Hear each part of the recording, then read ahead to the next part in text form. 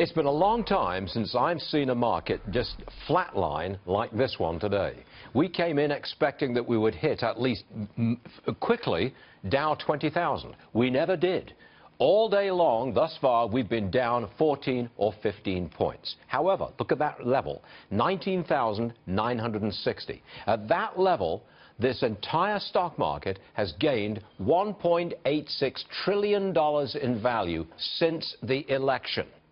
The left hates this. The left says, oh, this is terrible, it's not fair. Only the 1% benefit. Let's bring in a Democrat to answer that charge. His name is Doug Schoen. Sure. He's a good guy. He's a good guy. He's a former Clinton pollster. Are you not? I am a former Clinton pollster, yes. What do you make of that? I mean, the left is saying, come on, it's not fair. It always benefits the rich.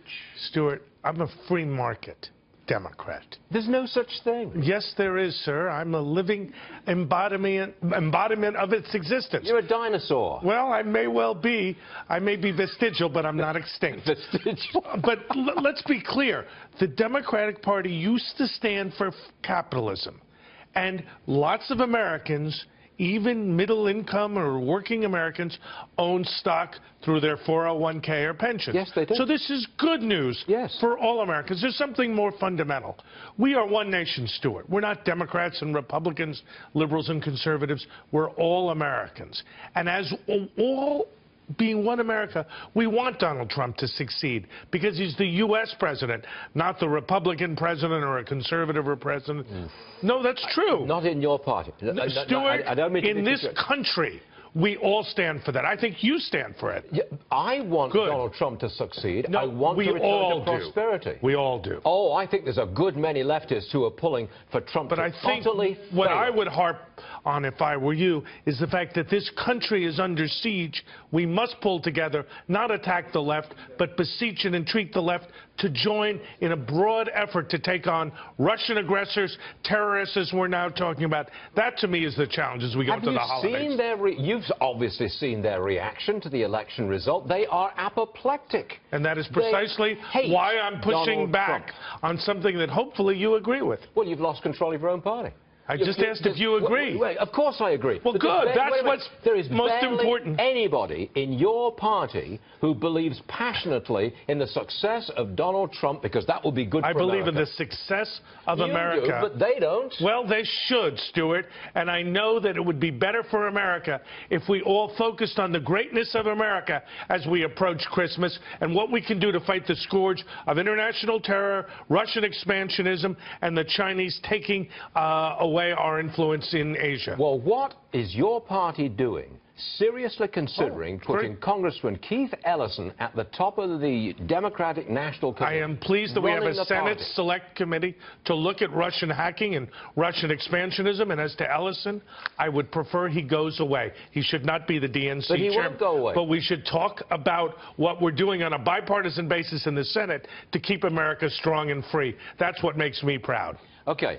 Bill Clinton blamed angry white men. Right. I think I've got the direct quote here. He says, he doesn't know much. He's referring to Trump. He doesn't know much. Right. One thing he does know is how to get angry white men to vote for him. Well, let me tell you a secret, if we can keep it between you and I, Stuart. Yes, and a microphone. Okay, well, that's fine. In 1996 and 95 and even 94, when I worked on Bill Clinton's re-election, all we focused on? Angry, white, working-class voters, especially men. Every meeting was about a group we called Swing 1 and Swing 2, which were moderate working-class Americans and moderate to conservative working-class Americans. The men being most conservative. And look what's happened. Look what's happened. You totally forgot that focus and lost. They did, because I did not support Hillary Clinton, as I'm sure you remember. You focused on, not you, but the party focused on identity politics. And they lost as a result. They should lose as a result. We need inclusive one-nation politics, Stuart, which is what makes this country great. But you weren't offering prosperity to America. I don't know why you want to beat up on what's wrong rather than focusing on what's right.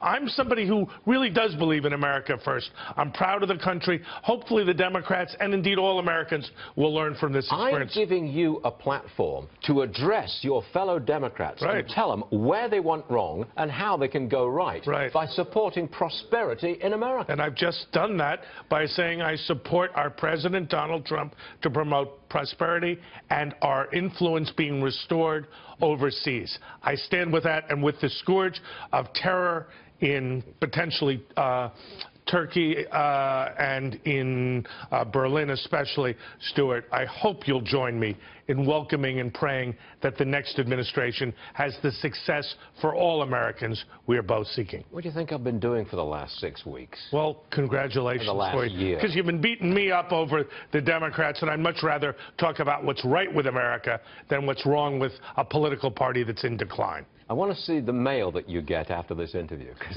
you're not going to be popular. No, actually, anytime I'm on with you talking about one nation and pulling together, I get great mail. Really proud mail. Yeah, I'll send it to you. Yeah, please do, because I would like to see that. Absolutely. It's my pleasure. All right, Doug, you are all right, and we like you. Well, I appreciate that. Thanks for coming on. Good.